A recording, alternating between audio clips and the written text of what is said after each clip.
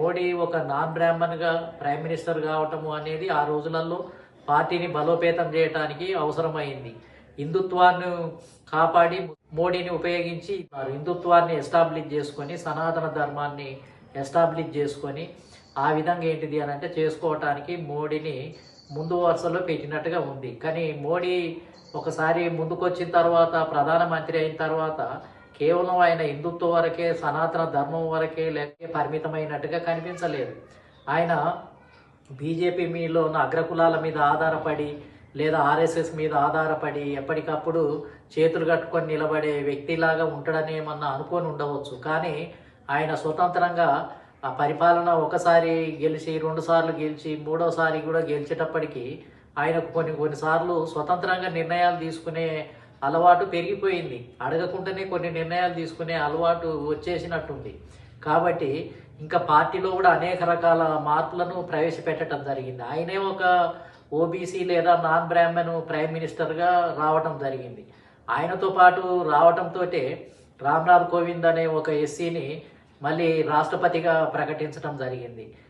అదేవిధంగా మళ్ళీ సడన్గా 2వసారి రాష్ట్రపతి అది అయిపోగానే ఒక గిరిజన స్త్రీని మహిళను తీసుకొచ్చి రాష్ట్రపతి చేయటం జరిగింది. ఇది అద్భుతమే, ఇది ఆశ్చర్యమే. అసలు అన్ని వర్గాల్లో కూడా ఇదేంది, ఒకసారి ఎస్సీ రాష్ట్రపతి చేసిండు, ఇంకొకసారి గిరిజన రాష్ట్రపతి చేసిండు.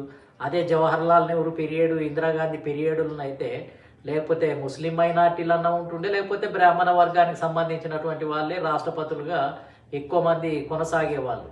కాబట్టి ఆ విధంగా కాకుండా ఇంకా బీసీల నుంచి ఎస్సీల నుంచి రాష్ట్రపతులను చేయటం, చివరికి ఉపరాష్ట్రపతి కూడా ఒక బీసీని తమిళనాడు నుంచి చేయటంతో వాళ్ళకి ఇంకా పిచ్చెక్కినట్ట అయిపోయిందో ఏమోననేది. అంటే వరుసగా క్రమంగా ఇతర వర్గాలు అంటే ఇంతవరకు అధికారంలో లేని వర్గాలకు ఒక్కొక్కటి స్థానము ఇచ్చే పరిస్థితి ఏదైతే ఉందో అది కొంతమందికి మింగుడు పడుతుందా, మరి ఇదే కారణం అయి ఉండొచ్చా?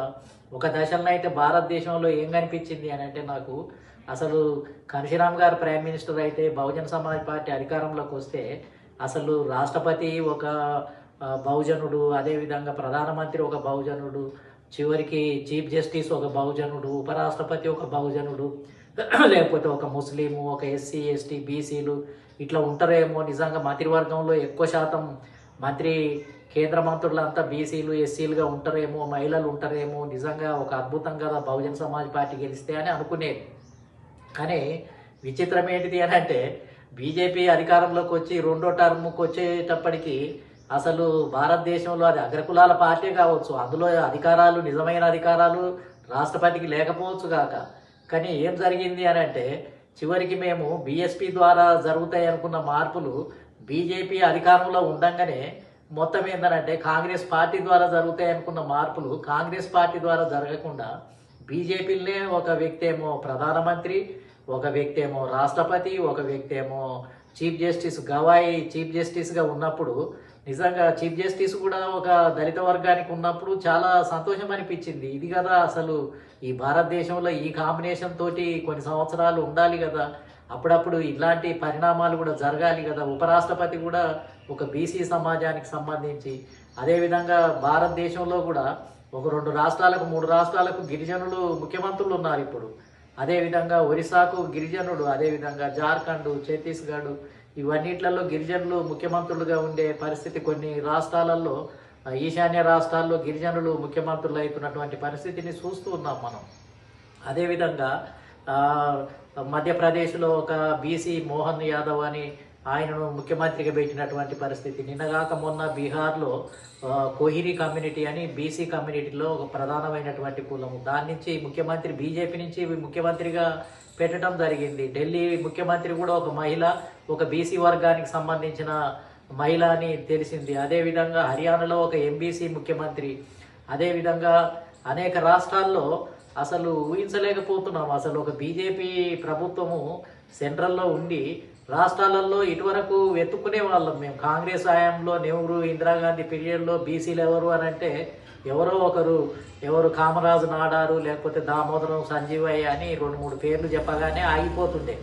కానీ ఇప్పుడు బీజేపీ అధికారంలోకి వచ్చిన తర్వాత ప్రైమ్ మినిస్టరు ఏదైతే నరేంద్ర మోడీ, అదేవిధంగా అమిత్ షా వీళ్ళిద్దరి కాంబినేషన్ ఏదైతే ఉందో బీజేపీలో సంచలనాత్మకమైనటువంటి మార్పులు జరుగుతున్నాయి. అట్లనే మొత్తం అగ్రకులాలను ఏమీ తీసివేసినటువంటి పరిస్థితి లేదు. ఇప్పుడు బెంగాల్లో ముఖ్యమంత్రి ఒక బ్రాహ్మణుడు, అదేవిధంగా అస్సాంలో ఒక ముఖ్యమంత్రి బ్రాహ్మణుడు, అదేవిధంగా ఇతర రాష్ట్రాల్లో 3-4 రాష్ట్రాలలో బ్రాహ్మణులు కూడా ముఖ్యమంత్రులుగా ఉన్నారు.